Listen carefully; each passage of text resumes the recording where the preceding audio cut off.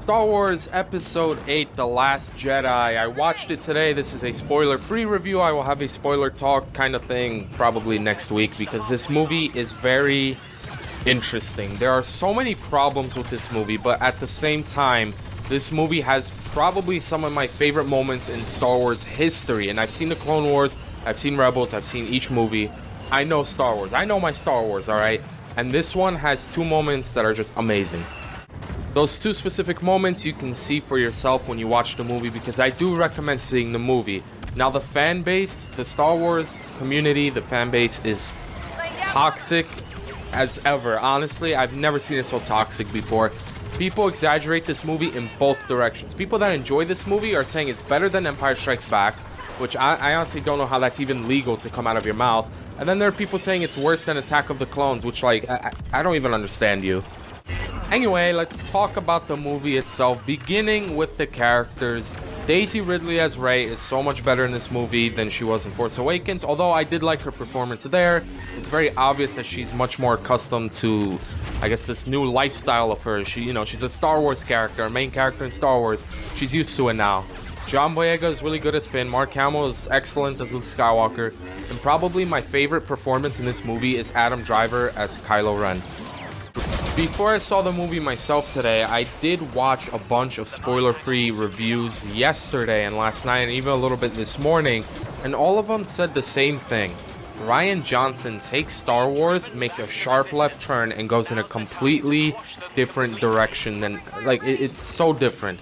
You go from Force Awakens. If you watch Force Awakens right before you watch this movie, the change is incredible. Like, Rian Johnson is definitely unique. There are moments in this movie where you feel like Disney steps in and they're like, yo, we want you to kind of slide this in there. Can you kind of do a little subplot about this? You know, you have this little side quest that Finn and Rose go on. Let's just toss in some, like, political shit in there or whatever. And it is a little annoying at first. You could go to the bathroom during the Finn and Rose arc. It's not the greatest. It is kind of boring. Although, you know, it's tolerable. It's not the worst. Rose is not a bad character. I've seen people calling her Jar Jar 2.0. And she most certainly is not Jar Jar 2.0, so don't worry about that. Vice Admiral Holdo is really good. General Leia has some interesting moments in this movie, some that you just don't expect to happen, and it's very odd. There's a lot of plot twists. Like, there's things, a lot of people have been saying this actually. You're expecting the scene to go one way, but it goes the complete opposite and just flips the entire movie upside down on top of your head, and it's just mind-blowing. In the end, in conclusion, I should say, this movie is good. It is not bad. It is not the best. It's very average, I would say. It does have some of the best moments you'll ever see in Star Wars. It does have some of the best plot twists you'll ever see in Star Wars.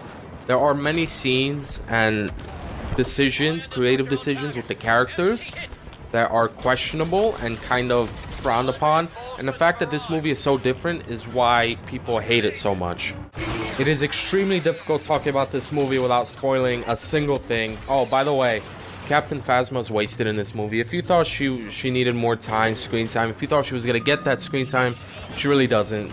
She's probably in this movie maybe 10 seconds more than she was in The Force Awakens. It is very disappointing, but she's still a good character, still a badass character. There is some depth to her this time.